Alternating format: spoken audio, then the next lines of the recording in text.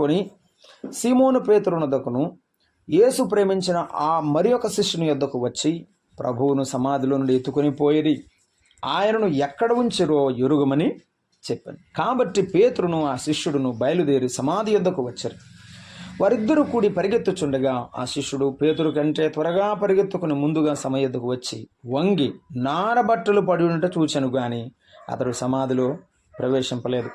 అతడు సీమోను పేతురు అతని వెంబడి వచ్చి సమాధిలో ప్రవేశించి నారబట్టలు పడి ఉండుట, ఆయన తల రుమాలు నారబట్టల వద్ద ఉండకని వేరుగా ఒక చోట చుట్టుపెట్టి ఉండుట చూచెను.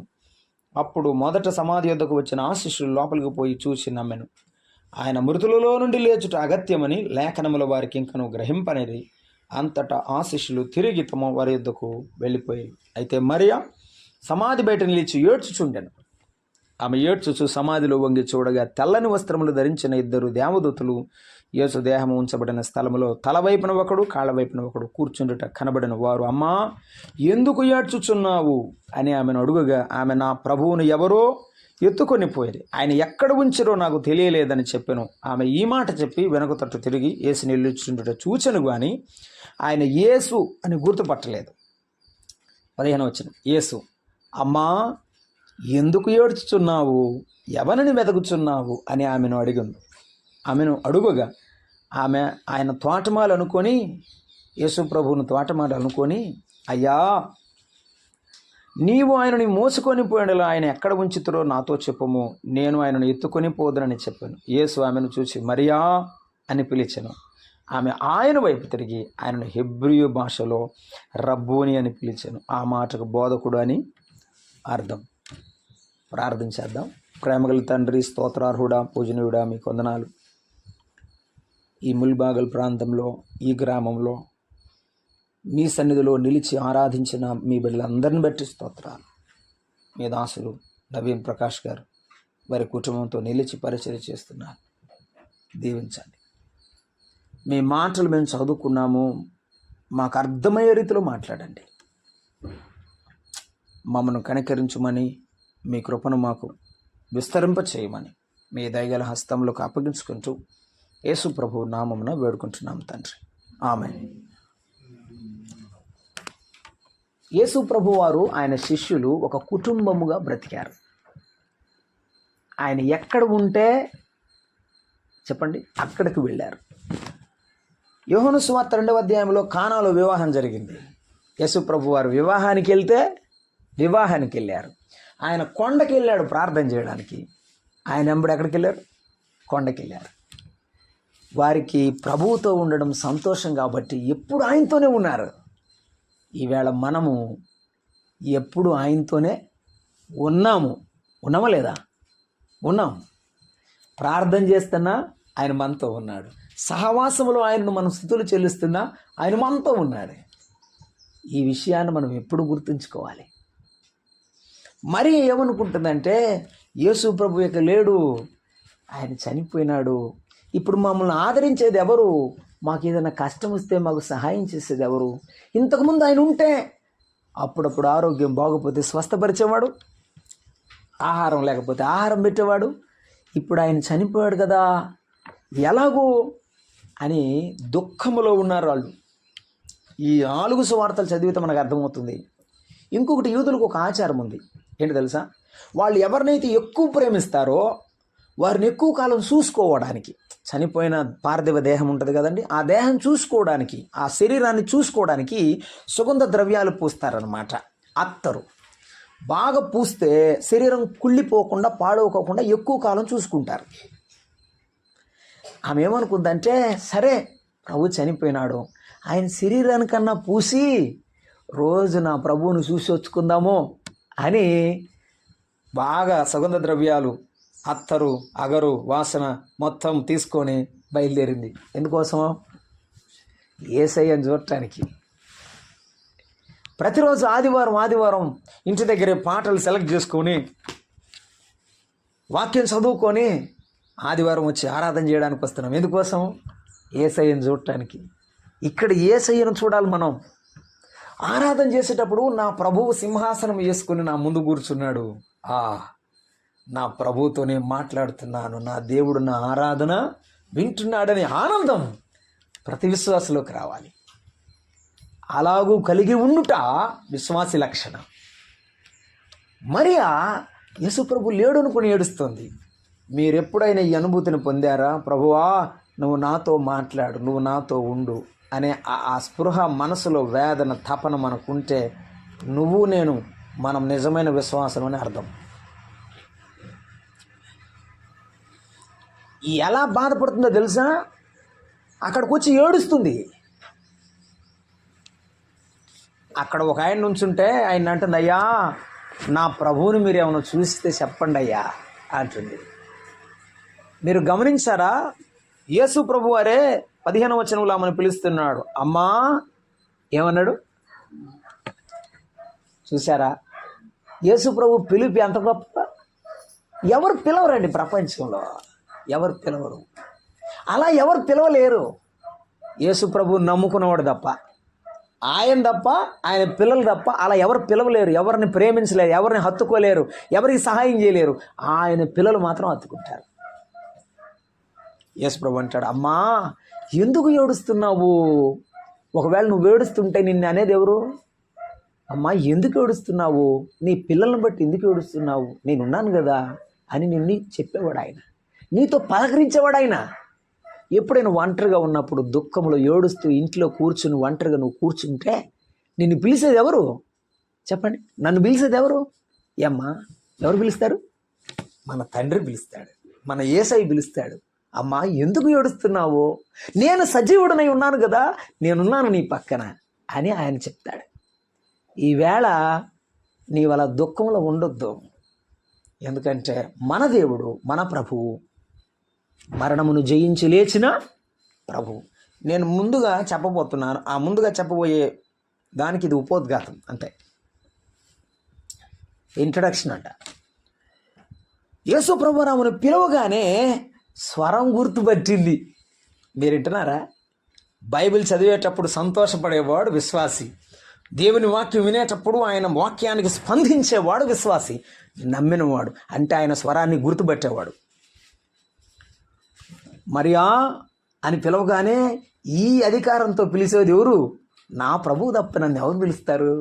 ఆయన నన్ను పిలిచాడు అని ఆమె గుర్తుపెట్టింది.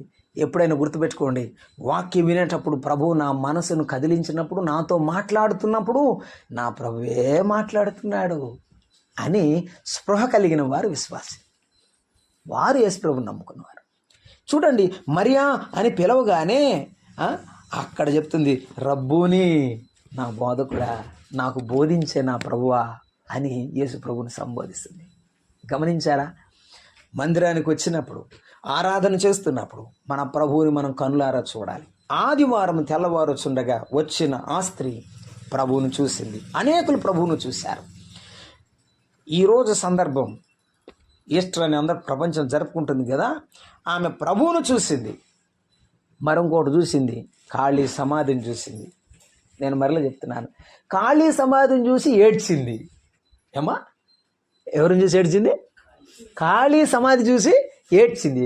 కానీ ప్రభువును చూసి కన్నీటితో ప్రభు పాదాల మీద పడింది. అర్థమైందా? నీ ఖాళీ జీవితం, నీ ఖాళీ ఇల్లు, నీకు ఏమీ లేని పరిస్థితులు చూసినప్పుడు నీకేం కలుగుతుంది? దుఃఖం కలుగుతుంది. భర్త వల్ల ఉపయోగం లేదు, పిల్లల వల్ల ఆనందం లేదు, కుటుంబ సభ్యుల వల్ల సంతోషం లేదు అని మనం అనుకుంటే, వాళ్ళ వైపు చూస్తే మనకేం కలుగుతుంది? దుఃఖమే కలుగుతుంది, దుఃఖమే కలుగుతుంది. మీరు బైబిల్లో పెనిన్నా అనేటువంటి ఒక సహోదరిని చూశారు కదా. హన్నా అనే ఒక సహోదరుని గురించి సమూయేలు మొదటి గ్రంథం 1వ అధ్యాయంలో మనం చదువుతాం. అక్కడ హన్నాకు పెనిన్నా వైపు చూస్తే ఏం కలుగుతుంది? ఏడ్పే, ఏం మంచి లేదు, ఏ మంచి లేదు. నీవు లోకం వైపు చూస్తే నీకేం కలుగుతుంది? దుఃఖం కలుగుతుంది. అక్కడ ఎవరు ఉండరు, ఏముండదు. కానీ ఎవరి వైపు చూస్తే సంతోషం? మరియ యేసు ప్రభు వైపు చూసింది కాబట్టి ఆమెకేముంది? సంతోషం ఉంది. అప్పుడు ప్రభువు మాట్లాడుతున్నాడు. మరియా అని పిలిస్తే ఆ పిలుపులోనే చాలా శక్తి పొందింది. కాబట్టి ఇక ఏడుపు మర్చిపోయింది. మన జీవితంలో ఖాళీ సమాధి వంటి పరిస్థితులు ఎదురొచ్చినప్పుడు వాటి వైపు చూడకుండా ఎవరి వైపు చూడాలి? ప్రభు వైపు చూడాలి. ఆ దూతలు ఏమన్నారంటే, మీరు సజీవుడైన వానిని మీరు మృతులలో ఎందుకు వెతుకుచున్నారు అన్నాడు. ఇప్పుడు సజీవుని వైపు చూడాలా, మృతుల వైపు చూడాలా? చెప్పండి. సజీవుల వైపు చూడాలి. మనం ఎవరితోనైనా లోకంలో వాళ్ళతో మృతులు అంటే వాళ్ళు మనం వెంక చూసి కన్యార చేస్తారు. మనం వాళ్ళతో అనకూడదు. బైబిల్ చెప్పేది ఏమిటంటే, మృతుల వైపు కాకుండా సజీవుడైన మన ప్రభు వైపు చూడాలి. గమనించండి, ఆ సమాధి చూసిన ఈనేటికి కూడా చాలామంది అక్కడికి వెళ్ళి ఆయన సమాధి చూస్తున్నారు. ఆయన సమాధి చూసిన ప్రతి వారికి ఒక సమాధానం, ప్రపంచానికి ఒక సమాధానం ఏంటంటే, సమాధిలో ఆయన, చెప్పండి, ఆ సమాధిలో ఆయన లేడు. మహామహులు, ప్రపంచంలో ఉన్న యోధులు, యుద్ధండులు అందరూ ఎక్కడున్నారు? అక్కడే ఉన్నారు. కానీ ఆయన మాత్రం లేడు. ఆయన తిరిగి లేచాడు. ఇది ప్రపంచానికి ఒక సమాధానం. ఒకవేళ ఎవరైనా మన ప్రభువైన యేసుక్రీస్తు తిరిగి ఎట్లా లేచాడయ్యా అంటే మనం చెప్పాల్సిన గుర్తులు ఇప్పుడు మనం చూద్దాం. మత్తయి సువార్తకు రండి. మత్తయి సువార్తకు చూద్దాం. 27వ అధ్యాయం. వారు ఏమనుకుంటున్నారు? శాస్త్రులు, పరిసయ్యులు చాలా చిత్రమైన వారు లోకంలో ఉన్నవారు. 62వ వచనం నుండి మనం చదువుకుంటున్నాం. 27, 62. మరునాడు అనగా సిద్ధపరచు దినమునకు మరుసటి దినమున ప్రధాన యాజకులు, పరిసయ్యులు పిలాతు వద్దకు వచ్చి, అయ్యా ఆ వంచకుడు. యేసుప్రభు అని ఏమని పిలుస్తున్నారు వాళ్ళు? అయ్యో, యేసయ్యను అలా పిలుస్తారా? పిలిచేవాళ్ళు ఉన్నారు తెలియక. వంచకుడు సజీవుడై ఉండినప్పుడు యేసుప్రభుని గురించి చెప్తున్నారు. 3 దినములైన తర్వాత నేను లేచెదనని చెప్పినది మాకు జ్ఞాపకం ఉంది. మీరు జాగ్రత్తగా ఉండాలా. చనిపోయాడు, సమాధిలో పెట్టామనుకుంటున్నారేమో. వాళ్ళ శిష్యులు తీసుకుపోయి ఎక్కడన్నా పెట్టి మా యేసయ్య బతికాడని మళ్ళీ చెప్తారు. వాళ్ళతో జాగ్రత్తగా ఉండండి అని చెప్తున్నాడు వాళ్ళు. చూడండి, మాయలోకంరా అంటే ఇదే. ఏం చెప్తున్నారు వాళ్ళు? కాబట్టి 3వ దినమున సమాధి భద్రము చేయని ఆజ్ఞాపించుము. రోమా సామ్రాజ్యానికి ఆజ్ఞ ఇచ్చాడు. ఏమని? వాని శిష్యులు వచ్చి వాని ఎత్తుకుని పోయి ఆయన మృతుల నుండి లేచినని ప్రజలతో చెప్పుదురేమో. అప్పుడు మొదటి వంచిన కంటే కడపడు వంచిన మరిచెడ్డదై ఉండునని చెప్పి 65లో పిలాతు ఏమంటాడు? అందుకు పిలాతు, కావలి వారు ఉన్నారు కదా, మన దగ్గర శక్తి లేదా, బలం లేదా? పోండి, సమాధి దగ్గరికి పోండి, సమాధికి రాయబెట్టండి, సమాధి మీద ఏమేయండి? రాజముద్ర వేయండి, భద్రంగా కాపలా గాయండి, ఎవరు వస్తారో చూద్దాం అని చెప్పాడు. ఎవరు? పిలాతు గారు. పిలాతు గవర్నర్ చెప్పాడు. ఆ మాట చెప్పగానే కావలి వారు ఉన్నారు కదా, మీరు వెళ్ళి మీ చేతనైతే మట్టుకు, అలాగే శాత అయింది. అది ఏంటి? లోపల పెట్టి ముద్ర వేయటం. శాత అయినంత మట్టుకు భద్రం చేయండి అని చెప్పాడు. వారు వెళ్ళి కావలి వారిని ఉంచుకొని రాతికి ముద్ర వేసి సమాధిని భద్రం చేసిరి. అర్థమైందా? నేను ఇప్పుడు మాట చెప్తున్నా. భద్రం చేసినారు, సమాధికి ముద్ర వేశారు రోమా సైనికులు. సాతానుడంట సమాధి బయట నుంచని, యేసు ముద్రేసా రాలేవేక అన్నాడట. యేసు ప్రభువారు అన్నాడట, రాయి దిల్చుకుని బయటికి వచ్చి అలా ఆయన ప్రకాశమానంతో బయటికి రాగానే అక్కడ ఉన్నవారు అందరూ కూడా పరుగులెత్తి పారిపోయారు. ఎటోళ్ళటు పారిపోయారు. ఎందుకో తెలుసా? ఒక గొప్ప శబ్దము వచ్చి వెలుగు రాగానే రాయి పొర్లించిన దూత యేసుప్రభు వారు బయటకు వచ్చినాడు. ఆయన బయటికి రాగానే అక్కడున్న సైనికులు ఏం చేశారు? పరుగో. ఒక్క సైనికులు లేరు. ఒక్క రాజముద్ర పగిలిపోయింది, సైనికులు పారిపోయారు. ఇప్పుడట ప్రభువు నుంచి అంటాడు, ఓ సాతానా, నీ మరణం ఎక్కడా? నీ ముల్లెక్కడా? నీ బలం ఎక్కడా? ఆగాగు, నీతో మాట్లాడతానంటే నేను రానని పారిపోయాడట.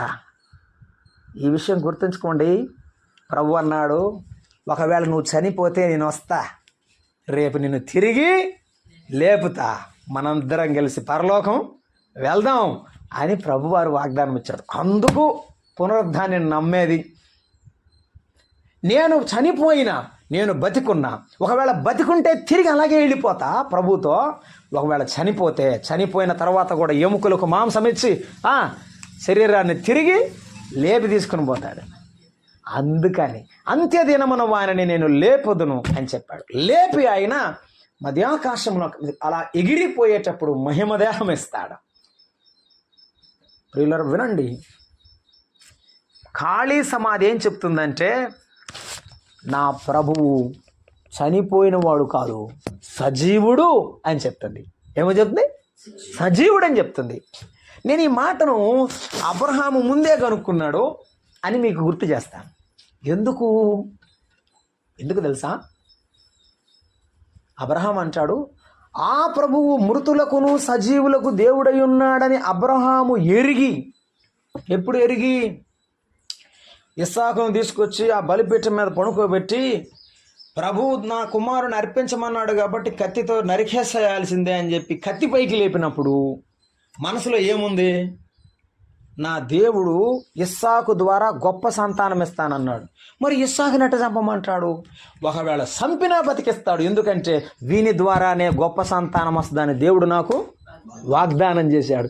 చంపినా బ్రతికించే దేవుడు గనక ఏదైనా ఇచ్చేస్తాను యేసయ్య కోసమని కత్తి పైకి ఎక్కాడు. అప్పుడు అన్నాడు ప్రభు ఏమని? అబ్రహామా అబ్రహామా, ఆ చిన్నవాని మీద చేయి, ఇందువలన నీవు నాకు భయపడువాడవని నేను నమ్ముచున్నాను.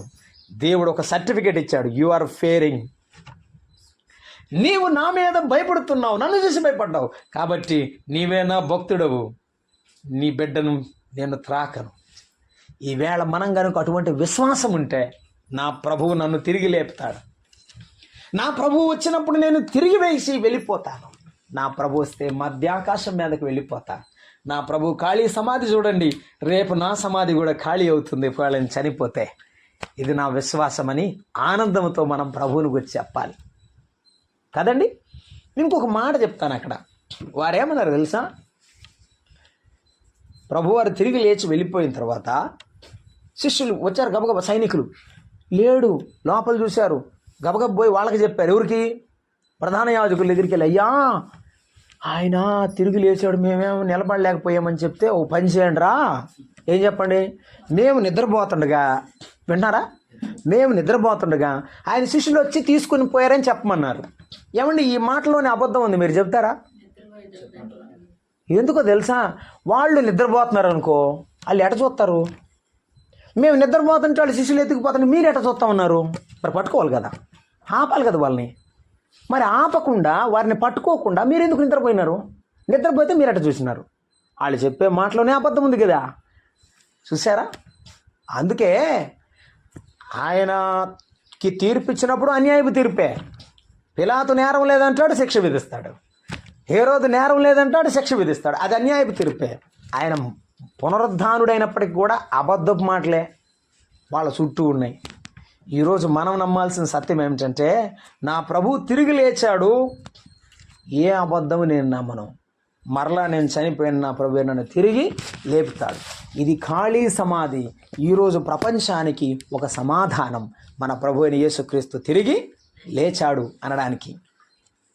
నమ్ముతున్నారా లేదా? అవును, మన ప్రభు వస్తాడు. ఒక చిన్న కీర్తన ఉంది, నేను చిన్నప్పుడు పాడుకున్నది. ఆహా ఆ బూర ఎప్పుడు మ్రోగుతుందో, ఆహా నా ఆశ ఎప్పుడు తీరుతుందో, తండ్రి నా కన్నీటిని తుడిచేదెప్పుడో, తండ్రి నా కన్నీటిని తుడిచేదెప్పుడో, ఆశతో వేచియుంటి నా హృదయం, ప్రియ యేసు రాజును నే చూచిన చాలు, మహిమలో నాయనతో ఉంటే చాలు. ఒక పెద్దావిడ, ఒక విశ్వాసి, శరీరంలో బలహీనతలు, అనారోగ్యాలు అన్నీ పెట్టుకొని ఈ పాట పాడుతుంది. ఏమని? ఈ కొద్దబ్బా ఈ ప్రపంచంలో నేను ఉండను, ఏ పాపం చూడాలనుకోవట్లేదు, ఇక ప్రభు దగ్గరికి వెళ్ళి ఉందాం అనుకుంటున్నా. నా ప్రభు ఎప్పుడు వస్తాడో ఏం ఎదురు చూస్తాం. మనం కూడా ఇదిగో ఆయన పునరుత్థాన దినాన్ని మనం ఏం చేసి గుర్తుకుని పెట్టుకున్నప్పుడల్లా, ఈ ఖాళీ సమాధి ఉందంటే నా ప్రభువు పైకి వెళ్ళాడు. కాబట్టి ఏం చెప్పాడు? యోహాను సువార్త 14వ అధ్యాయం, మీ హృదయములను మీరు కలవరపడద్దు. ఏమైపోతుందో, ఎలా ఉంటుందో, నా జీవితం ఏంటో, అబ్బో నా చుట్టూన్న పరిస్థితులు ఏంటో, వీరు ఇలా మాట్లాడుతున్నారు, నేను ఎలా ఉండాలి అనుకుంటున్నావేమో. 14వ అధ్యాయం 1వ వచనంలో, మీ హృదయము కలవరపడనయ్యుడి, దేవుని యందు విశ్వాసం ఉంచుచున్నారు, నా యందును విశ్వాసం ఉంచడి, నా తండ్రి ఇంట అనేక నివాసములు కలువు, నేను మీతో చెప్పుదును, మీకు స్థలము సిద్ధపరచ వెళ్ళుచున్నాను. నేను వెళ్ళి మీకు స్థలము సిద్ధపరిచిన ఎడల నేనుండు స్థలములో మీరును ఉండులాగున మరలా వచ్చి నా యొద్ద ఉండుటకు మిమ్మల్ని తీసుకొని విన్నారా? ఈ ఖాళీ సమాధి చూస్తున్నప్పుడు మనకేమర్థమవుతుందంటే, ఒకటి, మన ప్రభువు తిరిగి లేచాడు. 2, వెళ్ళిన ప్రభువు మరలా తిరిగి వస్తాడు. అది గుర్తించాలి. వెళ్ళిన ప్రభువు తిరిగి వస్తాడు. ఎలా వస్తాడు? బైబిల్లో లూకాసు వార్త 16వ అధ్యాయంలో మనం చదువుతున్నప్పుడు ధనవంతుడు లాజరు అనేటువంటి ఒక సందర్భాన్ని ప్రభువు చెప్పాడు. లాజరు చనిపోయిన తర్వాత దేవదూతలు వచ్చి, ఎవరు వచ్చారట? దేవదూతలు వచ్చి లాజరుని తీసుకుని వెళ్ళారట. లాజరు రా, దేవుడు యేసయ్య నిన్ను పిలిచాడు, మనం వెళ్దాం రా అని లాజరుని తీసుకుపోయారట. లాజరుని ఎవరు తీసుకుపోయారు? దేవదూతలు. రాజుల గ్రంథం మనం చదివేటప్పుడు ఏలియాను దేవుడు మరణం లేకుండా తీసుకెళ్తానని చెప్పాడు. తీసుకెళ్తానని చెప్పినప్పుడు నువ్వు రా అన్నాడు. యోర్దాను నది దగ్గరికి వెళ్తున్నారు ఎలీషా, ఏలియా ఇద్దరు. ఆడికి వెళ్ళి నాకు దుప్పటి కొడితే 2 చిలిగితే అవతలికి వెళ్ళారు ఇద్దరు. వెళ్ళే సందర్భంలో అగ్ని రథములు, అగ్ని గుర్రాలు ఆకాశం నుండి కిందకు దిగి ఏలియాను అలా పట్టుకుని పోయాయి. ఎలీషా అక్కడే ఉండిపోయాడు. దేవుడు అగ్ని రథాలకు, అగ్ని గుర్రాలకు ఆజ్ఞాపిస్తే ఏలియాను తీసుకుని పోయాడు. లాజరును తీసుకురమ్మంటానికేమో దేవదూతలను తీసుకెళ్ళమంటారు. మనల్ని తీసుకెళ్తానికి ఎవరు వస్తున్నారు? ఏందమ్మ ఇదే? ఏంది ప్రేమ? అర్థమైందా? నేను మీకు అర్థమవడానికి మరొక మాట చెప్తాను. ఒకవేళ మనకు దూరపు చుట్టాలు వస్తున్నారనుకో, ఏం చెప్తాము? అక్క, ఆ బస్ స్టాండ్లో దిగు, తర్వాత ఆటో ఎక్కువ, నేరుగా అక్కడి నుంచి ఎడమవైపు తిరుగు, కుడివైపుకి రా, ఆ తర్వాత రా అంటాం. అంతేగా? లేదు, మనకు కొద్దిగా పరిచయం ఉన్న వాళ్ళు వస్తున్నారనుకో, అమ్మా నేను మా అబ్బాయిని పంపుతున్నాను, ఆడే ఉండు, ఒక ఆటోలో తీసుకొస్తాడని చెప్తాం. బాగా మనకి ఇష్టం అనుకో, ఏమంటాం? నేనేమవుతున్నాను, ఉండు, కారు వేసుకొస్తాను, నేను తీసుకొచ్చుకుంటాను అంటాం. ఎందుకు? అందరూ వాళ్ళే చుట్టాలే కదా. మనకి ఇష్టమైతే అట్లా. యేసుప్రభు అంటాడు, నేనేం వస్తా, దేవదూతలను పంపను, అగ్నిరథాలు పంపను, నేనే వస్తాను, నా పిల్లల్ని తీసుకొని వెళ్తాను. అయ్యా, ఈ మట్టి లాంటి మనిషి నా కోసం నువ్వు దిగి వస్తున్నావు, మరలా ఒకప్పుడు వచ్చావు, నా కోసం ప్రాణం పెట్టావు, మరలా నన్ను తీసుకుని పోతావా? తెస్సలోనికీ పత్రికలో 4వ అధ్యాయం 16 వచనాలు, ఆర్భాటముతోనూ ప్రధాన దూత శబ్దముతో. ఆయన వచ్చేటప్పుడు ఎట్లా ఉంటుంది తెలుసా? ఒక రాజులాగా. పాతకాలం రాజులు ఎలా ఉంటారండి? ఒక రాజు వీధిలో నడుస్తుంటే ముందు డమ్ము కొడతారనమాట. రాజుగారు వస్తున్నారు హో అని. ఇక్కడ కొడతారా?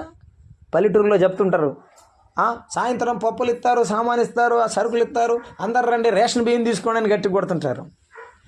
ఈ ఏరియాలో ఉందో లేదు, మా ఏరియాలో ఉంది. రాజుగారు వచ్చేటప్పుడు ఎలా ఉంటుంది అంటే పెద్ద డ్రమ్ములు వాయిస్తారు. రాజు వచ్చేటప్పుడు మంత్రులు, సామంతులు మొత్తం అందరు రాస్తుంటే రాజుగారు ఎక్కడో ఉంటాడు. మన రాజు వచ్చేటప్పుడు ఎట్లా ఉంటుంది తెలుసా? ఆర్భాటమైన శబ్దం వస్తుంది. ఒక బూర ఊతారు, విజయ వీరుడైన యేసయ్య వస్తున్నాడని బూర. ఆ బూర ఉదగా ప్రభు మధ్యాకాశంలోకి వస్తాడు. నీవు నేను ఇక్కడి నుండి అక్కడికి ఆయన దగ్గరికి వెళ్తాం. అది, అయ్యో నన్ను తీసుకెళ్ళటానికి నా ప్రభు వస్తున్నాడు. చెప్పండి మీ ప్రక్కన ఉన్న వారికి, నేను చనిపోతే యేసయ్య దగ్గరికి వెళ్తాను, యేసయ్య నా కోసం వస్తాడు, నన్ను తీసుకుని వెళతాడు. మరియమ్మ దగ్గరికి వచ్చాడు కదా, మరియమ్మ దగ్గరికి వచ్చాడు. అమ్మా అని మరియమ్మని పిలుస్తున్నాడు. నిన్ను పిలిచిన, నీ దగ్గరకు వచ్చిన, నిన్ను తీసుకుని వెళ్ళడానికి వచ్చిన ప్రభు అయిన ఆయనే. ఖాళీ సమాధి చూస్తున్నప్పుడు నా ప్రభువు నా కోసం వస్తాడు. ఎవరి కోసం వస్తాడు? నా కోసం వస్తాడు. బ్రతికితే నా ప్రభువు కోసమే నేను బ్రతకాలి, చనిపోతే నా ప్రభువు కోసమే చనిపోవాలనే విశ్వాసాన్ని మనం కలిగి ఉండాలి. చూడండి ఎంత ఏడుస్తుందో. మీరు గమనించారా? యేసు ప్రభువుకి ఎంతమంది శిష్యులు? చెప్పండి గట్టిగా. 12 మంది శిష్యులు ఉన్నారు. 12 మంది శిష్యులు యేసు ప్రభువుని పట్టుకోగానే ఎవరున్నారు? ఆయన దగ్గర ఎవరున్నారు? ఆయన పట్టుకున్నప్పుడు యేసు ప్రభువుని కత్తులతో, గుదిలతో గచ్చమనే వనంలో పట్టుకున్నారు కదా. ఎంతమంది ఉన్నారు?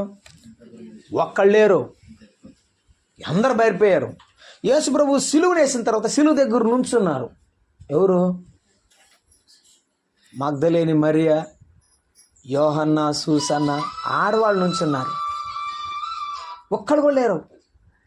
ఒక యోహాను మాత్రం మరియమ్మ తల్లి దగ్గర ఉంచున్నాడని బైబిల్లో ఉంది, అంతే. చూసారా, యేసుప్రభు గుర్తుపెట్టుకున్నాడు, మరియ నా పాదాల దగ్గర ఉందని గుర్తుపెట్టుకున్నాడు ఆయన. మొట్టమొదట మగ్దలేని మరియకు కనబడినని మనం చదువుకున్నాం ఇప్పుడు. చూసారా, నువ్వు ఎంత ప్రభువుకు దగ్గరగా ఉంటే నీకు అంత దగ్గరగా ఉంటాడు, నీతో మాట్లాడతాడు. అర్థమైందా? కాబట్టి మనం ఎప్పుడు కృతజ్ఞత కలిగి ప్రభు యొక్క రాకడ కొరకు ఎదురు చూడాలి. నా కోసం దిగి వచ్చే యేసయ్య కొరకు నేను ఎప్పుడు పవిత్రంగా, ప్రభువా నీ కోసమే నేను బ్రతుకుతానని ప్రభువు కోసం ఎదురు చూస్తూ బ్రతకాలి. ఖాళీ సమాధి మనకు నేర్పించేది మన ప్రభువు పునరుద్ధానుడని. ఖాళీ సమాధి మనకు నేర్పించేది మన ప్రభువు మన కొరకు పరలోకం వెళ్ళాడు, ఆయనే మన కొరకు తిరిగి వస్తాడు అని గుర్తించుకొని భయం కలిగి బ్రతకాలి. కొంతమంది యేసు ప్రభువుని నమ్ముకున్న తర్వాత అయిపోయింది, బాప్తీసం తీసుకున్నాను, ఇక రొట్టె విరవచ్చు, రసము తాగొచ్చు, 6 రోజులు నా ఇష్టం వచ్చినట్టు బతకొచ్చు అనుకుంటారు. కాదు, ఇందాక ఆరాధనలు చదివాడు, ఇందువలననే మీలో అనేకులు రోగులు బలహీనులు అవుతున్నారు, జాగ్రత్త.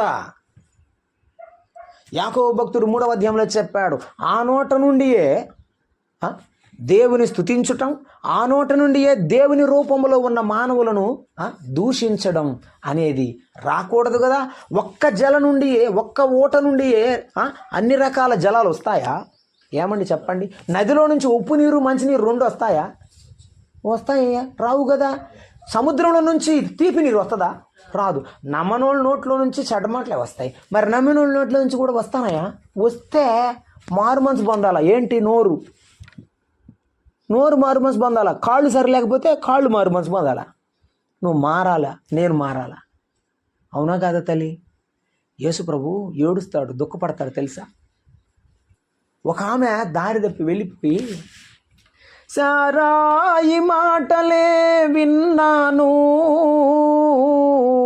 అబ్రహాము భార్యనైపోయాను, ఈ నిషీధి రాత్రిలో ఒంటరినై నే దిక్కు తెలియకే ఉన్నాను, అమ్మా అని పిలిచావా ప్రభువా, ఇది ఎవ్వరు పిలువని పిలుపు, నేనెన్నడూ వినని పలుకు. ఆగర్ని అమ్మ అని పిలిచిన వాళ్ళు లేరు. కట్టుకున్నవాడు అడవిలో వదిలిపెట్టి వెళ్ళిపోయాడు. బిడ్డ మంచినీళ్ళతో ఏడుస్తున్నాడు. వాడు చెవును చూడాలో తాను ఆహారం లేక చనిపోవాలో తెలియదు. ఆగరు ఏడుస్తుంటే, అమ్మా ఎందుకు ఏడుస్తున్నావు అని హాగరును పిలిచాడు. హాగర్ అంటది, నీ పేరు ఏమిటో తెలియదయ్యా, నీ పేరు ఏమిటో ఎరుగనయ్యా, నా పేరుతో నన్ను పిలిచావయ్యా, నా పేరుతో నన్ను పిలిచావయ్యా, చూచుచున్న దేవుడవయ్యా, నన్ను చూచినావు. యేసుప్రభుని మర్చిపోవద్దు. ఒకప్పుడు నిన్ను గుర్తుపెట్టుకున్నాడు, ఒకప్పుడు నీకు సహాయం చేసినాడు. ఈరోజు నువ్వు ఆయన నమ్ముకున్నావు. మరలా నీవు లోకంలోకి వెళ్ళొద్దు, లోకంలో పడిపోవద్దు. నన్ను అందరూ విడిచిపెట్టినప్పుడు నా తండ్రి నన్ను పట్టుకున్నాడు. నా బిడ్డలు, నా కుటుంబాన్ని, నా జీవితాన్ని ఆయన పట్టుకున్నాడు. నా ప్రభువు నేను ఎట్లా విడిచిపెడతాను? పేతురు, నీవు నన్ను ఎరుగనని ముమ్మారు పలికెదవు అని ప్రభువారు చెప్తే, మరణమైనా అంటాను కానీ నేను అననన్నాడు. అన్న మరుక్షణం ఏమన్నాడు? అయ్యయ్యో ఆయన ఎవరు నాకు తెలియదండి, ఆయన ఎవరు నాకు తెలియదని 3 సార్లు చెప్పినాడు. యేసు ప్రభువారు దారిన వెళుతూ పేతురు ముఖం వైపు చూశాడు. అననన్నావు కదా అన్నావు అన్నట్టుగా పేతుడు కన్నీరుతో కార్చి, ఎంతో దుఃఖపడి ఏడ్చి పేతుడు మరలా మారు మనసు పొంది ప్రభువు కొరకు హతసాక్షిగా బ్రతికాడు. ఒకవేళ పొరపాటు ఉంటే మార్చుకోవాలి మనం. ఒకవేళ చిన్న పొరపాట్లు ఉంటే మార్చుకోవాలి, దిద్దుకోవాలి. ఖాళీ సమాధిని చూస్తున్నప్పుడు ప్రపంచానికి సమాధానంగా మన ప్రభువు తిరిగి వచ్చేదానికి గుర్తుగా, మన ప్రభువు సదాకాలం మనతో ఉండడానికి గుర్తుగా మనం గుర్తుంచుకోవాలి. రెండవది, ప్రపంచానికి ఖాళీ సమాధి ఒక సాక్ష్యం. ఖాళీ సమాధి ఒక సాక్ష్యం, ఇది మనం గుర్తుంచుకోవాలి. మూడవదిగా నేను ఇంకో మాట చెప్పదలుచుకున్నాను. మనం అందరం చనిపోతామని గుర్తుంచుకోవాలి. ఏమనుకోవాలి? ఆ సమాధి వైపు చూస్తుంటే ఏమనుకోవాలి? మన ప్రభువు చనిపోయినాడు, ఆయన తిరిగి లేచాడు, మనం కూడా ఏమవుతాం? చనిపోతాం. కొంతమంది జ్వరం వచ్చినప్పుడు పాపం జ్వరం తగ్గిద్ది, వాళ్ళు యేసు ప్రభుని నమ్ముకుంటారు. పర్లేదు, యేసుని ఆయన తగ్గించినాడు అంటారు. మళ్ళీ జ్వరం వస్తే ఏం మాట్లాడలేదు ఏందమ్మా, మళ్ళీ జ్వరం వస్తే ఏం చేస్తారు? అనుకుంటారు ప్రార్థన. విషయం గుర్తుపెట్టుకోండి, ముక్కున్నంతకాలం జలుబు చేస్తుంది, ఏమా శరీరం ఉన్నంతకాలం జ్వరం వస్తుంది, కానీ యేసునాయనకు ప్రార్థన చేస్తే తగ్గిస్తాడు అంతే. కాబట్టి మనం ఏం చేయాలా? శరీరం ఉన్నప్పుడు జ్వరం వస్తుంది కనుక ప్రార్థన అనుకోకూడదు, ప్రభు సన్నిధిని విడిచిపెట్టకూడదు. కాబట్టి మనం కూడా చనిపోతాము. ఏమన్నాడు? సామెతల గ్రంథం 11వ అధ్యాయంలో, నడి వయస్సును లేతప్రాయమును గతించిపోవును. పుట్టినవాడు పెద్దోడవుతాడు, పెద్దవాడైపోయినవాడు యవనస్తుడవుతాడు, యవనస్తుడి తన వృద్ధాప్యం వస్తుందా లేదా? వస్తుంది. ఎంత రాసినా ముడతలు పడుద్ది శరీరం, దాంట్లో మార్పేం లేదు. అందుకే మనమందరమును చనిపోదము, నేలన పడిన ఒలికిన నీటి వలె ఎత్తలేక ఉన్నాము కదా అని దావీదు చెప్పినట్టు చనిపోతే మనం కూడా భూమిలోనే ఉంటాం. అయితే మన ప్రభు తిరిగి లేపుతాడు. కాబట్టి ఈ శరీరం మీద ప్రేమ ఆ మాట చెప్పడానికి చెప్పాను. మనం అందరం చనిపోదామంటే అర్థం ఏమిటంటే ఈ శరీరం మీద ప్రేమ పెంచుకోకూడదు. ఏమో నాకు ఇక్కడ తెలీదు, కొన్ని ఏరియాల్లో ఉన్నది. నా జుట్టు చూశారు కదా, సగం తెల్లబడిపోయింది, సగం నల్లగుంది. ఏం చేస్తారు? నీట్గా ఎంత రంగు వేస్తే కడిగితే పోద్దా లేదా? ఎంత లిప్స్టిక్ పూసినా కడిగితే పోద్దా లేదా? సాయంత్రానికి మళ్ళీ పూసుకోవాల్సిందే. అందుకే అంటారు, దేవుడిచ్చిన కాళ్ళు, మనం ఎంత ఇంకో దొరికినా కూడా అది మానవ సృష్టి, దేవుని సృష్టి గొప్పది. కాబట్టి దేవుడు మనకిచ్చిన జీవితాన్ని జాగ్రత్తగా కాపాడుకోవాలి. మనం చనిపోతాం. చనిపోయే లోపల ప్రభు కొరకు కొంతమందిని సంపాదించడం, ప్రభు సన్నిధికి కొంతమందిని తీసుకొని రావడం. పొలంలో పని చేసేటప్పుడు యేసు ప్రభు నాకు ఇలా చేసినాడు, నేను మారిపోయినాడు, ఒకప్పుడు నేను ఇలా బతికేదాన్నే, దేవుడు గొప్పవాడు యేసయ్య అని ఆయన గూర్చి చెప్తూ పని చేయాలి. ఆయన గూర్చి చెప్తూ విశ్వాసపు విత్తనాలు వాళ్ళ మనసులో వేసి వాళ్ళని తీసుకొని రావాలి మందిరానికి. నేనే వస్తాను, నేనే తింటాను, నేనే రొట్టె తింటాను, నేనే బతుకుతాను, నేనే చనిపోతానంటే ఎలా? ఏంటి? ఒక విత్తనం విత్తినప్పుడు ఆ చెట్టుకు కాయలు రావాలని కోరుకోమండి. జామ చెట్టు వేసి యాప విత్తనాలు కావాలనుకుంటారు ఎవరన్నా? జామకాయ తింటాము కదా. అలాగునే మనం కూడా అలా ఎదురు చూస్తున్నట్టు పరలోకంలో యేసయ్య కూడా నా బిడ్డ ఒక బిడ్డను తీసుకొని వస్తాడని ఎదురు చూస్తాడు. ఇంగ్లీష్లో ఒక సామెత ఉంది, ఈచ్ వన్ క్యాచ్ వన్ అని.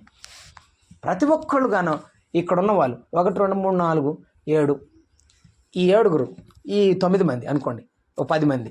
ఈ 10 మంది ఒక 10 మందిని తెచ్చారనుకో, నెక్స్ట్ ఎంత అవుతుంది? 20 మంది ఉంటారు. ఆ తర్వాత ఒక 20 మంది ఇంకొక 20 మంది తెచ్చి ఉంటుంది. ఇక ప్రకాష్ గారు ఇది పగలగొడతాడు. అర్థమైందండి?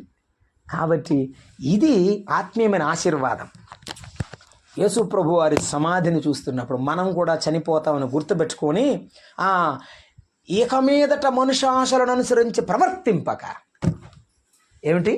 మనుజాశలను అనుసరించి ప్రవర్తింపక అన్నాడు. యోహాను భక్తుడు మొదటి యోహాను పత్రికలో 2వ అధ్యాయంలో చెప్పాడు, లోకములో ఉన్నదంతయు శరీరాశయు, నేత్రాశ, జీవబుడంబం. ఇప్పుడు చెప్పండి, శరీరాశ, శరీర కోరికలు మనం పెంచుకోకూడదు, అది ప్రమాదం. నేత్రాశ, కళ్ళు చూసిందల్లా కావాలని కోరుకోకూడదు, ప్రమాదం. జీవబుడంబం, నా అంత తోడు లేడురా అనేటువంటి గర్వం మనకెప్పుడు ఉండకూడదు. ఎందుకో తెలుసా? భార్య కలిగిన వాడు భార్య లేనట్టుగాను, ఆస్తి కలిగిన వాడు ఆస్తి లేనట్టుగాను బ్రతకాలి. ఎందుకంటే మనలో గర్వం ప్రవేశిస్తే నాశనమునకు ముందు గర్వము నడుచునని బైబిల్ సెలవిస్తున్నది. కనుక మనం పడిపోయే ప్రమాదం ఉంది, మనం గర్వపడకూడదు. కాబట్టి ఈ సమాధిని చూస్తున్నప్పుడు ఎంత గొప్పోడైనా సరే 7 అడుగులు మలిబొనుకోవాల్సిందే అని గుర్తుపెట్టుకొని, ప్రపంచంలో మనమందరం లోకమును విడిచిపోయే మాట గుర్తుంచుకొని భక్తితో, భయముతో, నీతితో బ్రతకాలని ప్రభు మనను అడుగుచున్నాడు. రైట్. ఆఖరి మాట, ఆ సమాధిని చూస్తున్నప్పుడు నా ప్రభు సజీవుడు అని చెప్పాలి. మన ప్రభు యేసుక్రీస్తు వారు ఎవరు? సజీవుడు అని చెప్పాలి. నేను ముగిస్తున్నాను, సమయమైంది.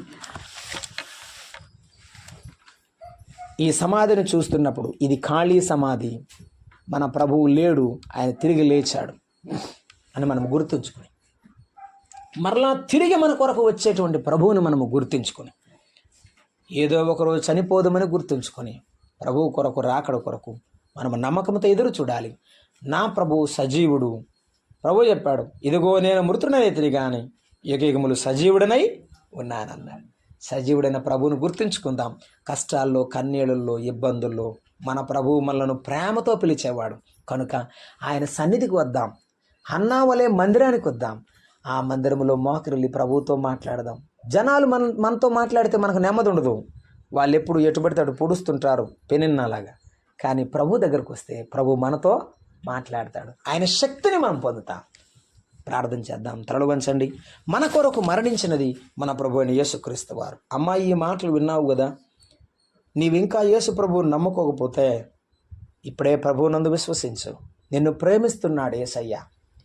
నీ కొరకు ప్రాణం పెట్టినవాడు యేసయ్య. మరణించి సమాధి చేసి తీయబడి తిరిగి లేచినవాడు యేసయ్య.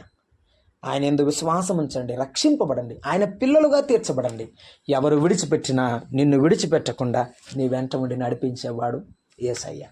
ప్రేమగల తండ్రి, స్తోత్రారుడా, మీకు స్తోత్రములు, వందనాలు చెల్లిస్తున్నా. ఈ మధ్యాహ్న వేళలో కొద్దిమందిగా మీ సన్నిధిలో కూడి మీ లేఖనములు వినుటలో ఇచ్చిన కృపకు స్తోత్రములు. మీ పునరుత్థానపు శక్తిలో పాలిభాగస్థులమయ్యే కృపనిచ్చినందుకు వందనాలు. ఇంకా ఎందరైనా నమ్మలేదా? మీరు ఆకర్షించండి అయ్యా. నీవే నిజమైన దేవుడు, రక్షకుడు అని, మా పాపములను కడిగి పవిత్రపరచి పరలోక రాజ్యం ఇచ్చే గొప్ప దేవుడు అని ఇక్కడున్న ప్రతి బిడ్డ విశ్వసించి రక్షణ పొందుటకు దీవించుమని మీ కృపగల హస్తాలకు వారిని, వారి కుటుంబాలను, మమ్మలను అప్పగించుకుంటూ క్రీస్తు యేసు నామమున స్తోత్రం చెల్లించి వేడుకుంటున్నాం తండ్రి. ఆమేన్. ప్రేమతో ఆహ్వానించిన మన ప్రియులు నవీన్ ప్రకాష్ గారికి, దేవుని వాక్యాన్ని శ్రద్ధతో ఆలకించిన మీ అందరికీ నా ప్రేమ వందనాలు.